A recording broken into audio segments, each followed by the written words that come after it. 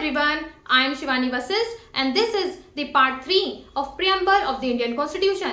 और आज के इस लेक्चर में हम प्रियम्बल से रिलेटेड दो इम्पोर्टेंट क्वेश्चंस डिस्कस करने वाले हैं.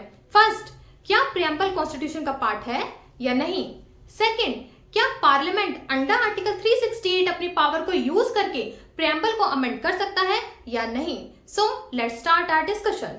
प्रियम्बल हमारे कॉन्स्टिट्यूशन का पार्ट है या नहीं. So first case is Berubari case 1960, जिसमें सुप्रीम कोर्ट की ये जजमेंट आती है that preamble is not a part of the constitution. Constitution makers while writing the constitution, उनका क्या थॉट प्रोसेस था, प्रियम्बल उसे रिफ्लेक्ट करता है. And in case of ambiguous words वो वर्ड्स होते हैं जिनके पास पॉसिबिलिटी होती है to have more than one meaning. So in case of confusion preamble आपको असिस्ट कर सकता है, आपको हेल्प कर सकता है, but overall preamble is not a part of the constitution. And second is Kesavananda Bharati case 1973, जिसमें सुप्रीम कोर्ट अपनी earlier judgment in Berubari case उसे ओवररूल करता है, मींस उस जजमेंट को रिजेक्ट करता है. एंड इन केशवानंद भारती के सुप्रीम कोर्ट की ये जजमेंट आती है that preamble is a part of the constitution and our constitution read and interpreted in the light of the preamble. And third is LIC of India case 1995, जिसमें supreme court की ये judgment आती है that preamble is an integral part of the constitution. And as we all know, once our entire constitution was enacted, after then the preamble was enacted. Why? देखिए, preamble हमारे constitution की एक summary है. और summary क्या होता है? Summary is a short version, short note of something, some book, some document. तो सबसे पहले हमारे पास एक बुक है, हमारे पास कोई डॉक्यूमेंट है जिसे हमने पढ़ा समझा, उसके बाद हमने उसका एक शॉर्ट वर्जन रेडी किया.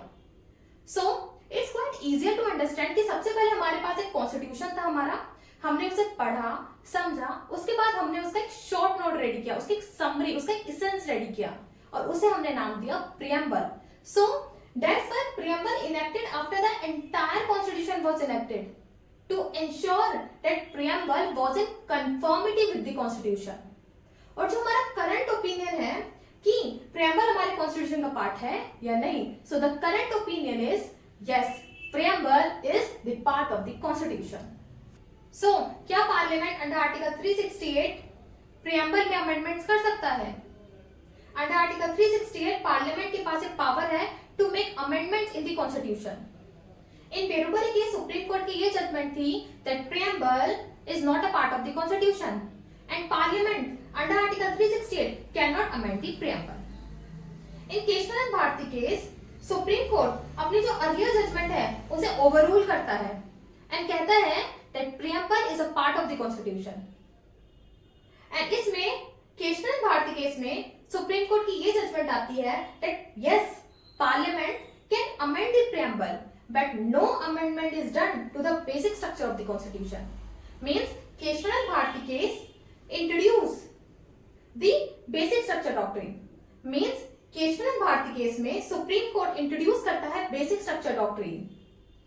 हमारे constitution के कुछ basic features हैं जो हमारे preamble में enshrined है, and Parliament अपनी powers को use करके under Article 368 और बेसिक फीचर्स में छेड़छाड़ नहीं कर सकता है. So parliament can amend the preamble but no amendment is done to the basic structure of the constitution. Means basic feature of the constitution that enshrine in a preamble, उसमें parliament कोई छेड़छाड़, कोई अमेंडमेंट नहीं कर सकता है. और अब तक टिल नाउ हमारे प्रियम्बल में सिर्फ एक बार ही अमेंडमेंट की गई है under 42nd constitution amendment act 1976, जिसमें हमारे प्रियम्बल में 3 न्यू वर्ड्स ऐड किए गए हैं, सोशलिस्ट, सेक्युलर, इंटीग्रिटी. और ये जो अमेंडमेंट की गई है, इस अमेंडमेंट ने हमारे प्रियम्बल के जो बेसिक फीचर्स हैं, हमारे कॉन्स्टिट्यूशन के जो बेसिक फीचर्स एनश्राइन है हमारे प्रियम्बल में, उसमें कोई छेड़छाड़ नहीं की है. Rather then in 3 new words ने हमारे प्रियम्बल को और स्ट्रेंथन किया है. So we have completed our discussion on preamble, and this is very important to know that preamble is non-justiciable in nature. Preamble is non-enforceable in the court of law. Means to implement the ideals of preamble, court कभी भी government को order नहीं दे सकता है कि वो preamble के किसी आइडियल को इंप्लीमेंट करे। प्रियम्बल जस्ट अ गाइड है फॉर इंटरप्रिटेशन, बट वो आपको कोई राइट नहीं देता है। Preamble is neither a source of power to the legislature. Preamble legislature को कोई भी पावर नहीं देता है, and nor a prohibition upon the power of legislature, और ना ही वो लेजिस्लेचर की किसी पावर पर रोक लगाता है। So preamble is non justiciable, non enforceable in the court of law, and this is just a guide for interpretation but not grant any right to you. So we have completed our discussion on preamble, and if you have any doubt then let me know and I definitely help you.